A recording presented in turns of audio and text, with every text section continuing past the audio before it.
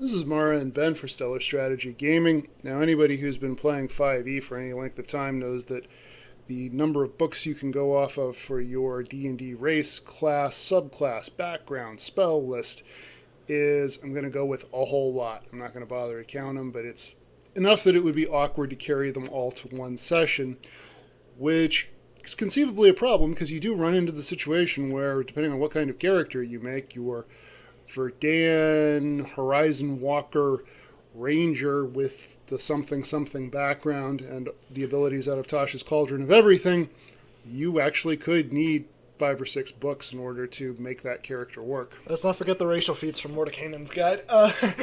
Yeah, it's a bit excessive to say the least, and I remember the panicked expression on the newbie's face when I started DMing my current game, when they asked me what books we were using, and I was like, well, you could use this one or this one or this one or this one. Yeah, it was just utter sheer panic, and it's a lot for new players, and it doesn't help that the community kind of presses that you need the other books. And in all fairness, I will say, I personally believe you do at least need Xanathars on top of the Player's Handbook, just because it's a real good expansion to existing rules and clarifies a lot. Not to mention, especially new players want to do things like craft in between sessions and make magic items, I've found. I remember when I used to be really into that stuff, and Xanathars allows a way to do that. But beyond that, I feel like there shouldn't be pressure for you to have to own all of the books as well. Especially because that's a massive investment if you're getting them store-bought or even on Amazon.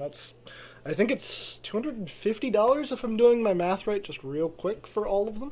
That actually sounds awfully light. You're probably talking about if you get a couple of them compiled together, or maybe if you're getting digital versions. I'm an old head, I do everything with paper. Yeah, they're cheaper on Amazon for like only $20. I see. That's why I separated it from store-bought. Oh, I see what you're saying. Yes, and it also does create the issue for the DM, because if I, as the DM, know that you are playing a Tiefling Ranger who is a Horizon Walker, all right, I know you're playing out of the Player's Handbook and Xanatar's Guide for Everything, and you might reference something from Tasha's Cauldron of Everything, maybe.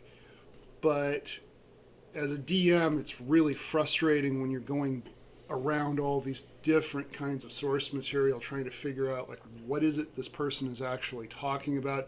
It doesn't help that some of the abilities are a little bit ambiguously or repetitively wording, such as, this is a bad example because they're both in the Player's Handbook, but you've got Halfling's Luck and Lucky, and I think there's another optional racial feat from one book or another that gives, it's another luck thing that's attached to Halflings.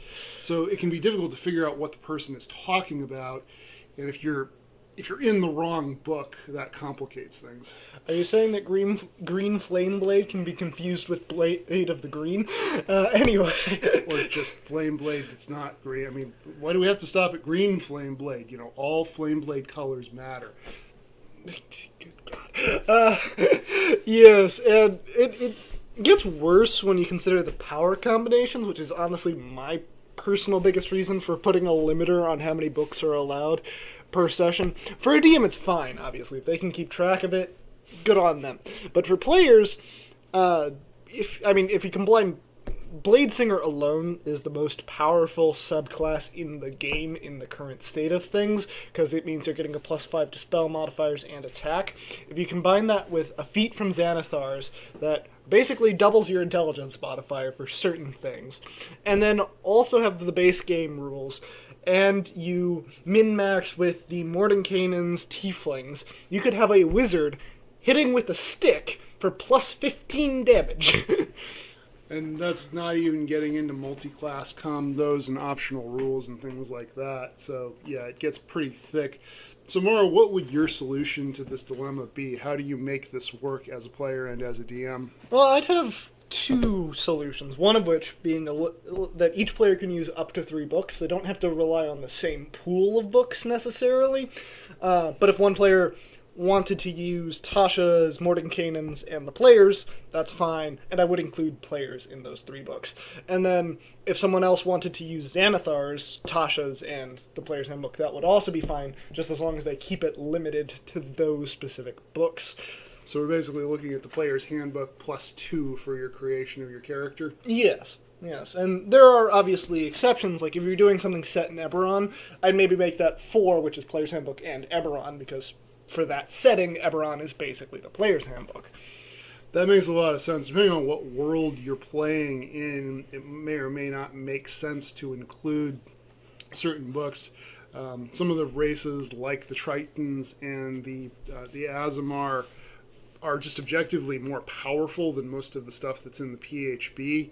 So if you're running a light-themed campaign where you're discouraging OP characters, then it would make sense to sort of exclude whatever books include those kinds of races. Yeah, though this is more of a personal preference, but I would say actually that the race books are mostly fine because I like having a diversity of races, and with a few exceptions, there's nothing that overpowered compared to the new class options that are being added, and that does become untrue with hybrid books. Like, I think Tasha's adds a variant for a race, and as does Xanathar's, and there's also a new dragon book that came out recently, which adds several new subclasses along with races.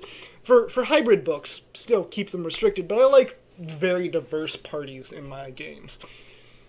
I think we need to just clarify what that comment meant. We're talking about the fantasy races that your characters are playing. Obviously, people of all races, nationalities, religions, gender identities, sexual orientations are welcome at both Mara's and my table, and they should be at your too. End of disclaimer. I think I do have an alternative solution to that, and whether or not you think it's a good one depends on what your table is doing. And that would be if you can sort of put it all together for the DM where everything you do is written out. So not just, I am playing a Horizon Walker Ranger who is a such and such variant tiefling, this is their spell list and this is their background, but actually have it written out for the DM. What does that actually mean? What are the Horizon Walker's abilities? What are your tiefling variants abilities? And maybe not the whole thing of what each spell does, but at the very least the correct name of the spell so they can look up what it does, as with any abilities. If the DM is okay with it, I think that's reasonable. That's the kind of thing where it needs to be established well ahead of session one, just so the DM has a chance to know what you're talking about. And as a DM, if you choose to allow that at your table, it is your solemn responsibility to make sure that the person who's been playing for 5 years doesn't take stuff out of 6 different books, so you have that person at the same table with the person who has never played before in their life. They looked at their player's handbook and went, hey, Beastmaster Ranger, I get a dog to follow me around. This is going to be awesome. Because then you get into the infamous situation of the player going, well, that's plus 10 to hit, and I'm going to use my Divine Smite, and I'm going to blah, blah, blah, blah, blah, blah, blah, and I do 37 damage, and yeah, the big bad is dead. And your ranger, who gets to decide whether they or their pug get to attack, is going to be extremely, extremely disappointed. You need to find a way as a DM to manage that. Yes, and as a bit of a tangent, some of our first games had a player just like that, and it was very obnoxious. The only reason it got better was because, in the end, the DM started also acting against this person a little bit. I got the sense they were a bit frustrated with this as well. And he, from my understanding, was just using things from the player's handbook at that time. So you could make that a lot worse. Oh, yeah. And with that, I think that sort of wraps things up for this. If you enjoyed it, if you have a different opinion on how to work this, please let us know in the comments. I will say, as my sort of closing thought before I hand it off to Ben, is that digital stuff is much easier to manage for specifically the multiple books. I have an issue with the digital interfaces, but they are objectively better for keeping track and organizing and just like, oh, I need to look at this. Don't have to flip through 50 pages. Instead, you can just click a button. My final thought on it, as a player, if you're getting creative like that, which I actually do encourage. I mean, when you've got your, Goliath rogue who's whatever subclass from Xanathar's, yeah, that's an interesting way to go. I will give it that. One of the things you owe it to the DM to do is when they ask for things like, what does this ability actually do? So the DM is not in the position of having to wait while everybody at the table is trying to look something up. Yes, and I lied. I have one closing thought after that, which is to build on to that. also having your backstory makes sense if you're going to go excessive with all of the extra books, because I really want to know the story of how an ascendant dragon monk also then spec'd into paladin and druid and was also born as a Shadar Kai shadow elf. Like, I want to know the story behind that, and if you just say because, I'm going to be a little disappointed. Everybody is entitled to their opinion. Yours happens to be wrong. I don't want to read the player's 20-page backstory for how it is that they got there. But you know what? Your point does stand, though. You should be able to say how this happened and make it make some kind of sense within about a page of backstory. So I will give you that. So we're not entirely in agreement on the best solutions for this, which is fine. That's part of the game, and I hope you can sort of bring that amicable disagreement, amicable different ways of doing things to your table, because if you can, that makes the game a lot of fun.